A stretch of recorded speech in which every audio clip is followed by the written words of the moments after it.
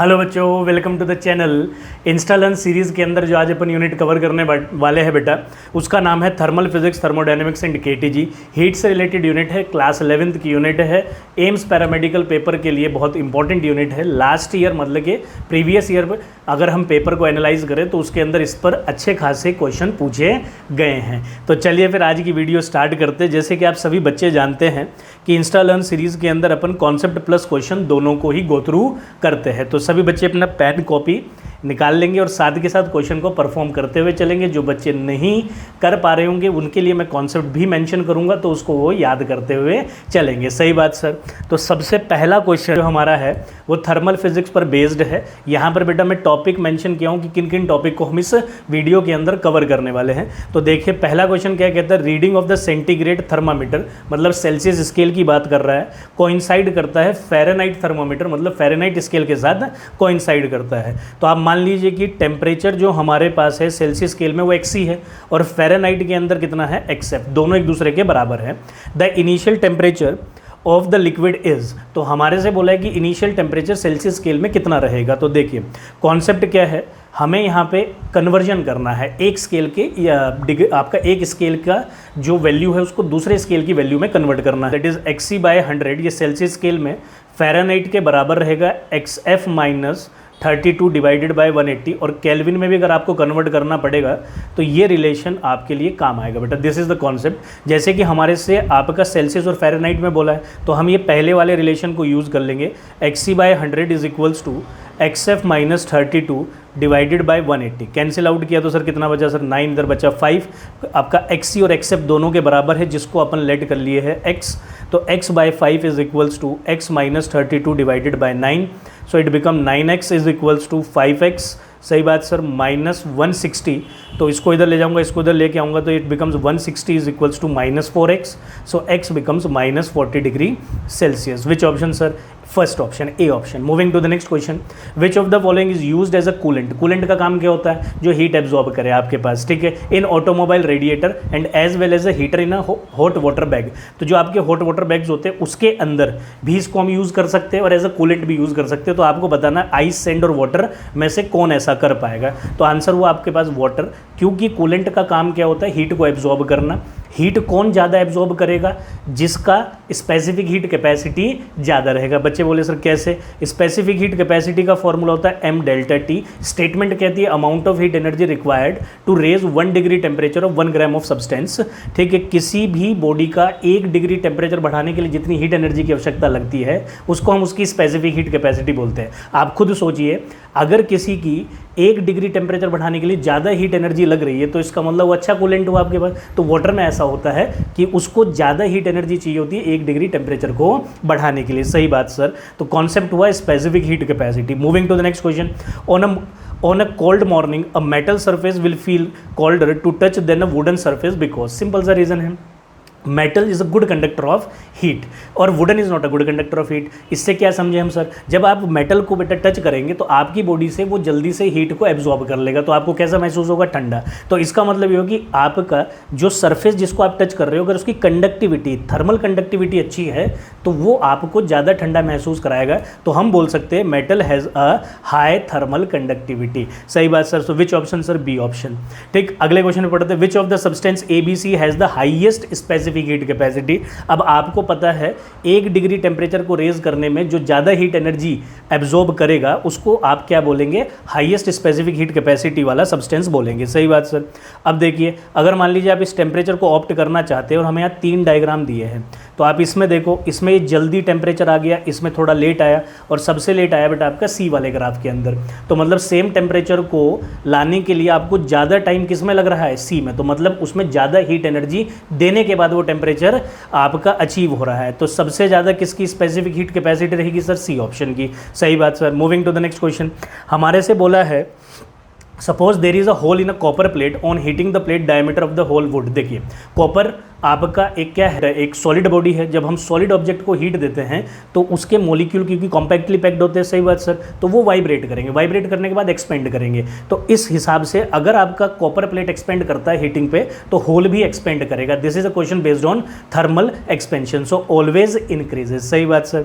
Coefficient of thermal conductivity, देखिए बेटा thermal conductivity आप ध्यान रखिएगा, जो भी कोफिशिएंट्स होते हैं जनरली वो आपकी प्रॉपर्टी को रिप्रेजेंट करते हैं। तो थर्मल कंडक्टिविटी का जो कोफिशिएंट है वो एक प्रॉपर्टी को रिप्रेजेंट करता है, और प्रॉपर्टी जो है आपकी वो सिर्फ नेचर ऑफ द मटेरियल पे डिपेंड करती है। तो material of the plate is the correct answer. Moving to the next, इस क्वेश्चन में हमारे से क्या बोला है कि अपने पास एक M1 है, एक M2 है, सही बात सर, और M1 same area of cross section है, एक दूसरे से कनेक्टेड है। थर्मल कंडक्टिविटी जो इसकी गिवन है वो K गिवन है, और थर्मल कंडक्टिविटी M1 की पूछी है, स्टेडी स्टेट दी है। तो देखिए बेटा यहाँ का कॉन्सेप्ट क्या हुआ, आपका कॉन्सेप्ट आप सबसे पहले लिखेंगे इसमें, क्योंकि हमारे से थर्मल कंडक्टिविटी पूछी है Q/T is equals to KA delta T by delta x. Delta T और delta T by delta x होता है आपका टेम्परेचर ग्रेडियंट। तो this is the formula for the conduction. अब इसके अंदर ये H से हम इसको रिप्रेजेंट कर सकते हैं Q/T के लिए। अब आपसे क्योंकि स्टेडी स्टेट दिया है तो जितना आपका हीट M1 में किसी टाइम में फ्लो किया है उतना ही M2 में फ्लो करेगा, मतलब H इज़ कांस्टेंट। अगर मैं पहले वाले के लिए H1 मान के उसकी वैल्यू निकाल लूँ तो आपसे बोला क्या है K1, एरिया कितना है सर, एरिया A ही लेके चलेंगे, delta T change in temperature M1 के अंदर, तो दैट इज़ 20 डिवाइडेड बाय 16। ऐसे ही H2 ले लेंगे तो कितना हो जाएगा K2, एरिया सेम है, चेंज इन टेम्परेचर हो गया आपका 80 minus 0 becomes 80 divided by 8। H1 H2 के बराबर गिवन है क्योंकि यहाँ स्टेडी स्टेट मेंशन है, तो इसके हिसाब से चले तो K1A so it becomes 20 by 16 is equals to sir K2A 80 divided by 8। तो इसको कैंसिल आउट करेंगे, इट बिकम 10, ये कैंसिल तो सर ये बचा 8, तो A से A कैंसिल। तो हम बोल सकते हैं कि K1 जो है वो 8 टाइम्स ऑफ K2 है, और हमें K2 माने तो M2 की वैल्यू कितनी गिवन है सर, आपकी गिवन है K। तो which option is correct sir, so ये अपना B option is correct. Moving to the next question, ये भी थर्मल कंडक्शन पर बेस्ड है, फटाक से आप देख लीजिए, कॉन्सेप्ट सेम रहेगा। तो अगर हम चले फॉर्मूले को लेके तो Q/T is equals to KA delta T by delta x. इस क्वेश्चन के अंदर हमारे से क्या बोला है कि जो टेम्परेचर ग्रेडियंट है उसको x से रिप्रेजेंट किया हुआ है, तो इसका मतलब ये हो गया this is Q/T, H is equals to KA, इसको मैं x मान लेता हूँ, सही बात सर। आपसे क्वेश्चन के अंदर बोला है कि भाई K सभी की जो कोफिशिएंट ऑफ थर्मल कंडक्टिविटी है कॉपर, मरकरी और ग्लास की, वो इस तरीके से दी है, इनके बीच में ये रिलेशन गिवन है, और आपसे बोला है कि हीट टू फ्लो पर सेकेंड वो दोनों में सेम है, तो मतलब H की वैल्यू सेम, एरिया सेम, तो हम बोल सकते हैं K is inversely proportional to X, सही बात सर।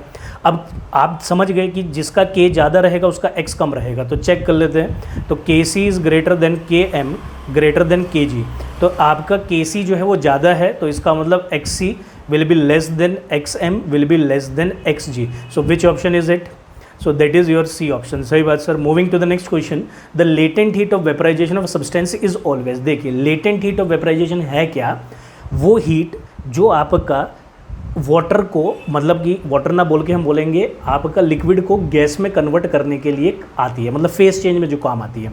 तो आपका लेटेंट हीट ऑफ वेपराइजेशन हमेशा आपका ज़्यादा रहेगा लेटेंट हीट ऑफ फ्यूजन से, ये बात सही है, पर अदर ऑप्शंस को भी बेटा गो थ्रू कर लेते हैं। सब्लिमेशन में नहीं, सब्लिमेशन का जो लेटेंट हीट होता है वो ज़्यादा रहेगा, क्योंकि आपको सॉलिड से लिक्विड और लिक्विड से गैस आना है, तो अगर आप लिक्विड से गैस आएंगे तो इसको आप वेपराइजेशन बोलेंगे, इस प्रोसेस में लेटेंट हीट ऑफ वेपराइजेशन रहेगा।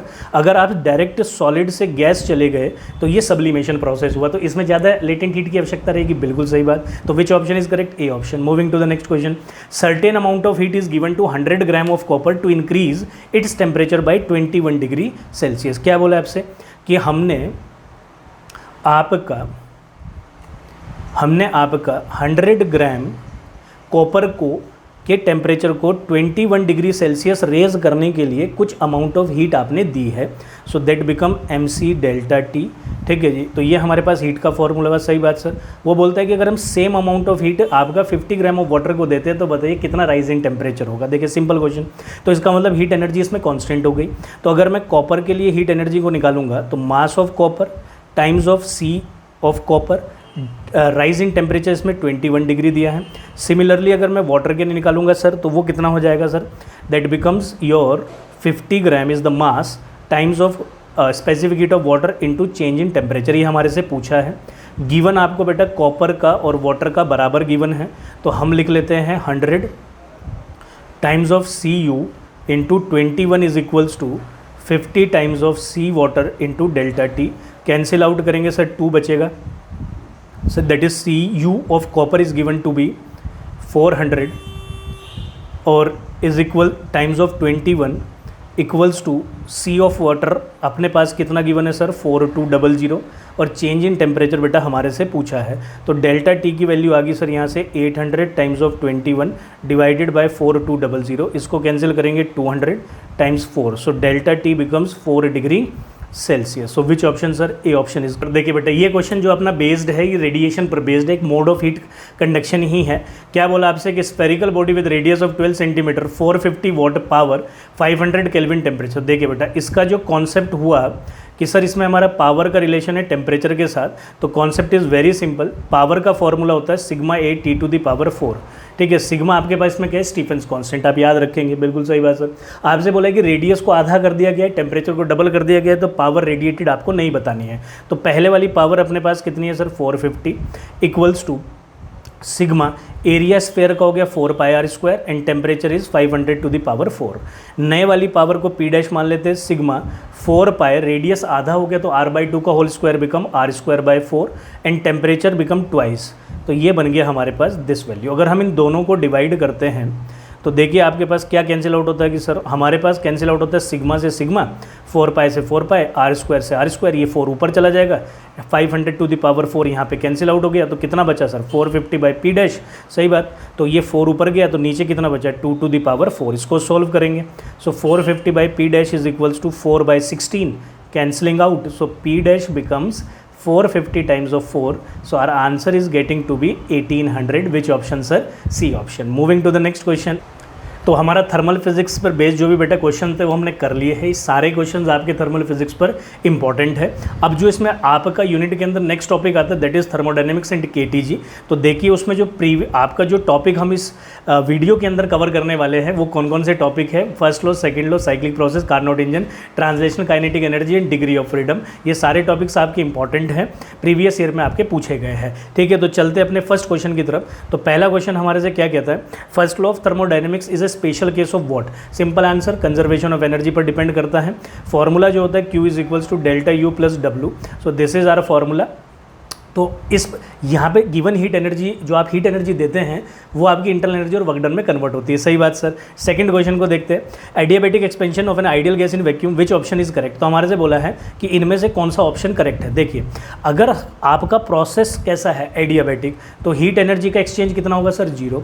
अगर वैक्यूम में हो रहा है तो उस टाइम पे वर्क डन कितना होता है आपके पास 0, क्योंकि जब वैक्यूम है तो एक्सपेंशन में गैस मॉलिक्यूल को किसी भी चीज़ पे वर्क डन नहीं करना पड़ रहा है। अगर हम फर्स्ट लॉ के हिसाब से चले तो that is Q is equals to delta U plus W, work done अपना 0 हो गया सर, सही बात। Internal energy is equals to, और हीट एनर्जी का एक्सचेंज भी 0 हो गया, तो यहाँ से डेल्टा U की वैल्यू भी कितनी आ गई 0।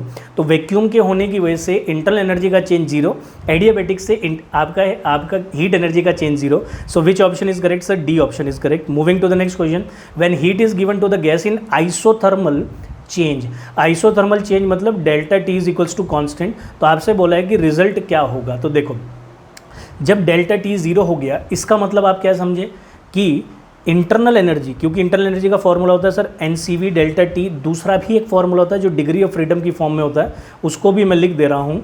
तो आप इन दोनों फॉर्मूले के इंटरनल एनर्जी के याद रखेंगे इर्रेस्पेक्टिव ऑफ एनी प्रोसेस, किसी भी प्रोसेस के लिए यही आपका इंटरनल एनर्जी का फॉर्मूला होता है। डेल्टा T 0 हो गया तो इसका मतलब आपका इंटरनल एनर्जी का चेंज 0 हो गया।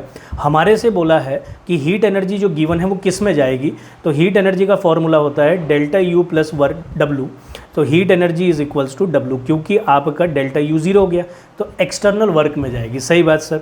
Moving to the next question, which of the following is incorrect regarding the first law of thermodynamics. It is the restatement of principle of conservation of energy, ये स्टेटमेंट तो सही है। It is applicable to cyclic process, ये statement भी सही है। It introduce the concept of entropy, ये बात गलत हो गई, तो this is our option, C option is our correct, क्योंकि एंट्रोपी जो है वो डिफाइन की जाती है सेकंड लॉ ऑफ थर्मोडायनामिक्स से। अगले क्वेश्चन पे बढ़ते हैं, the internal energy of an ideal gas, बेटा यहाँ पे आइडियल गैस बोला है डिपेंड्स ऑन, इंटरनल एनर्जी का फॉर्मूला होता है, अभी मैं आपको बताया NCV डेल्टा टी। दूसरा रिलेशन भी लिखा था NFR by F/2R into delta T. तो आप देखिए इंटरनल एनर्जी सिर्फ टेम्परेचर पर डिपेंड करती है, तो C option is correct. For an ideal gas which graph is shown for 3 process 123। अच्छा, आपसे बोला है कि यहाँ एक ग्राफ दिया गया है, आपको बताना है कि इसमें 1, 2 और 3 जो यहाँ ग्राफ में दिखाए गए वो किसको रिप्रेजेंट करते हैं। जनरली इस क्वेश्चन के अंदर बच्चे गलती करते हैं, क्योंकि प्री डिफाइंड या प्री सेट बच्चे का माइंड रहता है क्वेश्चन करने से पहले कि ज़्यादातर क्वेश्चन पी और वी पे दिए होते हैं। यहाँ पर आपको चेक करना है वर्क डन और चेंज इन टेम्परेचर पर बेस्ड है। तो जब आपको इस क्वेश्चन को परफॉर्म करना है तो वर्क डन और चेंज इन टेम्परेचर के बीच का रिलेशन निकालना पड़ेगा। तो जैसे कि मुझे मेंशन है आइसोबारिक प्रोसेस, तो मैं लिख देता हूँ आइसोबारिक प्रोसेस मतलब एक ऐसा प्रोसेस जिसमें प्रेशर कांस्टेंट है, तो उसका वर्क डन कितना होगा सर, वो हो जाएगा P डेल्टा V, जिसको मुझे टेम्परेचर की टर्म में लिखना है, तो that is NR delta T। दूसरा प्रोसेस है आपका एडियाबैटिक। अगर मैं एडियाबैटिक प्रोसेस की बात करूं तो एडियाबैटिक प्रोसेस का वर्क डन होता है NR डेल्टा T गामा -1। अगर हम बात करें तीसरे प्रोसेस की, दैट इज़ आइसोकोरिक। तो आइसोकोरिक प्रोसेस में सर आपका वॉल्यूम कांस्टेंट रहेगा, तो वर्क डन कितना होता है P डेल्टा V। अगर वॉल्यूम कांस्टेंट है तो चेंज इन वॉल्यूम 0, तो वर्क डन 0। तो पहला ए ऑप्शन मतलब कि ए इन ग्राफ तो अपने को सीधा सीधा दिख रहा है कि सर ये, क्योंकि इसमें वर्क डन 0 है, दैट इज़ आइसोकोरिक। अब कन्फ्यूजन है हमें 2 और 3 में, तो 2 को अगर आप देखें और 3 को अगर आप देखें तो 3 वाले में ज़्यादा वर्क डन हो रहा है और 2 वाले में कम वर्क डन हो रहा है। तो आपको ध्यान रखना है जो वर्क डन होता है एडियाबैटिक प्रोसेस में वो ज़्यादा रहता है work done in isobaric process में, क्योंकि आइसोबारिक में सिर्फ आपका NR डेल्टा T और यहाँ पे डिवाइडेड बाय गामा -1। गामा -1 की वैल्यू 1 से कम आएगी, इस वजह से ये वैल्यू कम, तो आपका वर्क डन ज़्यादा। सो सी जो थर्ड वाला इसमें आपको रिप्रेजेंट करता है वो आपका रिप्रेजेंट करता है एडियाबैटिक को, और जो आपका बेटा इसमें बी बोल रहा हूँ, जो आपका इसमें सेकंड वाला है वो आपका रिप्रेजेंट करता है किस चीज़ को, कि सर आइसोबारिक को। So now which option, that is your D option. Moving to the next question. इसमें हमारे से क्या बोला है, इस क्वेश्चन में हमसे बोला है कि 110 joule of heat is added to the gaseous state whose internal energy. देखिए आपको हीट भी गिवन है 110 जूल, आपको इंटरनल एनर्जी भी गिवन है, इंटरनल एनर्जी का जो चेंज है वो भी गिवन है, और पूछा आपसे वर्क डन है। तो सिंपल क्वेश्चन हो गया फर्स्ट लो पर, Q is equals to delta U plus W। So 110 minus 40 is equals to W। Sir W की वैल्यू सर हमारे पास आ गई यहाँ से 70 joule. Moving to the next question. इसमें हमसे क्या बोला, in a cyclic process work done by the system. Cyclic process कौन सा होता है, आप प्रोसेस को चालू कीजिए, एक पॉइंट तक जाइए, कोई भी दूसरा पाथ फॉलो करके उसी पॉइंट पे आ जाइए, मतलब जिसका इनिशियल और फाइनल पॉइंट सेम हो उसको अपन साइक्लिक प्रोसेस बोलते हैं। इस टाइम पर जो आपकी इंटरनल एनर्जी का चेंज है वो 0 हो जाएगा, क्योंकि इंटरनल एनर्जी जो है वो स्टेट फंक्शन है, इनिशियल और फाइनल पोजीशन पर डिपेंड करती है। इन बातों को आपने अच्छे से लर्न रखना है।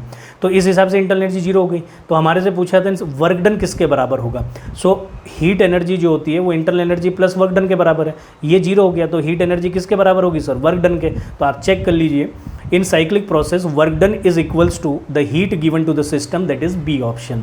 अ thermodynamic system, moving to the next question, a thermodynamic system is taken through a cyclic process ABCDA, the work done by the gas along the path BC। आप अपने ग्राफ में चेक कीजिए, where is path BC, so this is your path BC। इस path को जब आपका हम follow कर रहे हैं तो वॉल्यूम में चेंज नहीं आ रहा, तो बेटा जब वॉल्यूम में चेंज नहीं आ रहा, वॉल्यूम का चेंज 0, तो वर्क डन भी कितना सर, 0। तो which option, A option is correct. Moving to the next question. Carnot engine पर बेस्ड आपका क्वेश्चन है। Carnot engine has an efficiency of 50%, ठीक।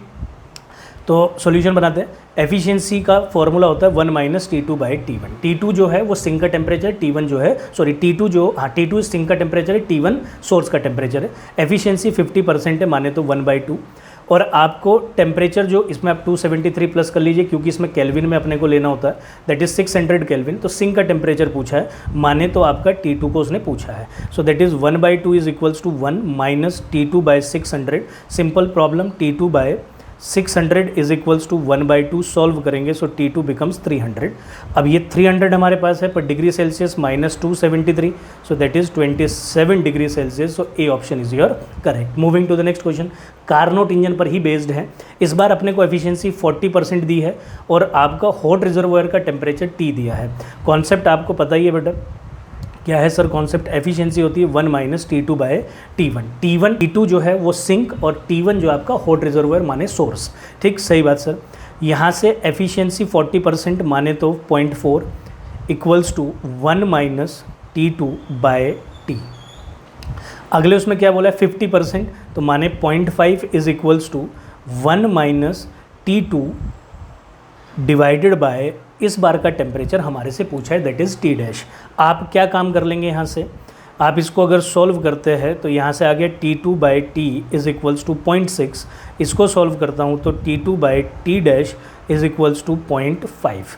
दोनों को आप डिवाइड कर लीजिए सर, तो T2 by T divided by T2 by T dash is equals to 0.6 by 0.5। Solve किया अपन, T डैश ऊपर चला गया, T2 से T2 cancel, so T dash has become your 6 by 5 times of T। Which option sir? That is your D option. Moving to the next question की बात करें तो इसमें हमारे से क्या बोला है, consider the process on the system shown in figure during the process work done by the system will be continuously increasing, first decreasing, then increasing, continuously increasing, first increasing and then decreasing. ठीक, तो देखिए आपको पता है कि ये graph किस किस के बीच का है, that is a graph between pressure and volume. Pressure and volume का जो ग्राफ होता है उसका जो एरिया है वो आपको वर्क डन देगा। तो अगर आप इस पूरे ग्राफ को देखो, इतने सेक्शन को ले, आप चाहे इतने सेक्शन को ले, इतने सेक्शन को ले, तो इसमें आपका हमेशा वॉल्यूम इंक्रीज़ कर रहा है। ठीक है, तो वॉल्यूम जब आपका हमेशा इंक्रीज़ कर रहा है तो आपको पता है कि work done is given by, हम यहाँ लिख देते हैं work done is given by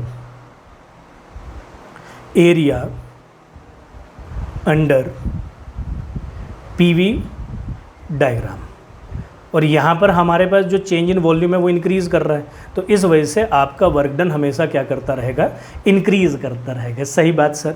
सो अगले क्वेश्चन पर मूव करते हैं। Graph between pressure and density is straight line for ideal gas then the process will be. तो हमारे से बोला है कि अगर आपका हम प्रेशर और डेंसिटी के बीच में ग्राफ बनाए तो वो एक स्ट्रेट लाइन ग्राफ आपका बनता है। तो अब वो पूछ रहा है कि इनमें से किस प्रोसेस को वो फॉलो करेगा, क्योंकि यहाँ पर प्रेशर हो गया सर कांस्टेंट, और जब प्रेशर कांस्टेंट हो गया तो वो आपका हुआ आइसोबारिक प्रोसेस। सही बात sir, D option.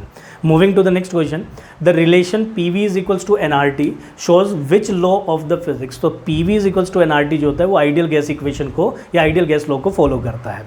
Pressure of an ideal gas is increased by keeping temperature constant. देखिए प्रेशर वो बढ़ा रहा है, टेम्परेचर को कांस्टेंट रख दिया।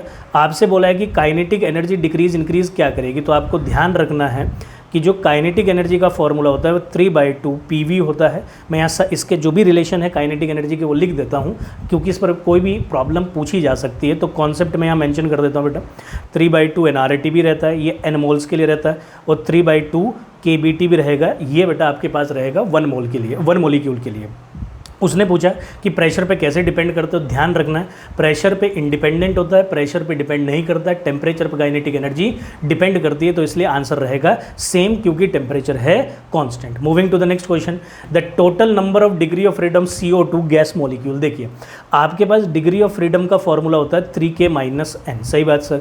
F माने डिग्री ऑफ फ्रीडम, K माने नंबर ऑफ मॉलिक्यूल, मतलब जितने मॉलिक्यूल्स इसके अंदर होंगे, और n नंबर ऑफ लेंथ। तो मुझे CO2 का डायग्राम बनाना पड़ेगा, मतलब कि इसका स्ट्रक्चर बनाना पड़ेगा, COO डबल बॉन्ड हो। तो यहाँ पर जो लिंक है 1 2 3 4, तो नंबर ऑफ लिंक्स आपके पास हो गए बेटा इसमें 4, और यहाँ पर जो मॉलिक्यूल्स है वो 1 2 3, तो K की वैल्यू हो गई आपकी 3, तो that has become 3 times of 3 -4, so 9 - 4 becomes 5। Which option sir? C option is your correct. Moving to the next question, if 2 vessels A and B contain the same gas but the volume of A is twice that of B। देखिए volume of A is twice of B, temperature and pressure of A is twice that of gas B, so that is 2TB is equals to 2PA। तो आपसे पूछा है न gas molecules A and B का ratio आपसे पूछा है, then the ratio of the gas molecules in A and B। तो देखिए PV is equals to nRT, ideal gas पर बेस्ड आपकी ये प्रॉब्लम है, तो यहाँ से हम n को अगर निकालेंगे so that is PV is equals to RT, R constant है। तो अगर हम बेटा यहाँ पे NA को लिखते हैं सो that is PA, R constant उसको मैं रिमूव कर देता हूँ, बाद में कट जाएगा, TA divided by NB, so that is PB divided by T B. इसको सॉल्व करते हैं तो N A by N B, ठीक है जी। तो ये कितना आ गया सर हमारे पास, N A by N B is equals to P A V A times of T B divided by P B V B times of T A. तो अब यहाँ पे आप वैल्यूज़ को सब्सटीट्यूट कर लीजिए। तो जैसे कि मैं देख पा रहा हूँ पी ए जो है वो ट्वाइस ऑफ पी बी है, so that is 2। V A भी जो है ट्वाइस ऑफ वी बी है, दैट इज़ 2।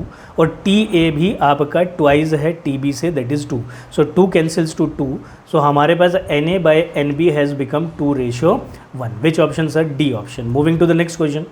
इसमें क्या बोला है, consider gas inside a box, it exert some pressure on its wall, find its value. तो इस क्वेश्चन के अंदर हमारे से प्रेशर पूछा गया है, हमें क्या क्या गिवन है, number of molecule per unit volume that is N by V अपने को गिवन है, दैट इज़ 20, ठीक है जी। और आपका हर एक मॉलिक्यूल का मास भी गिवन है सर, दैट इज़ 10⁻⁻20, और वी एक्स स्क्वायर भी गिवन है, दैट इज़ 1, ठीक।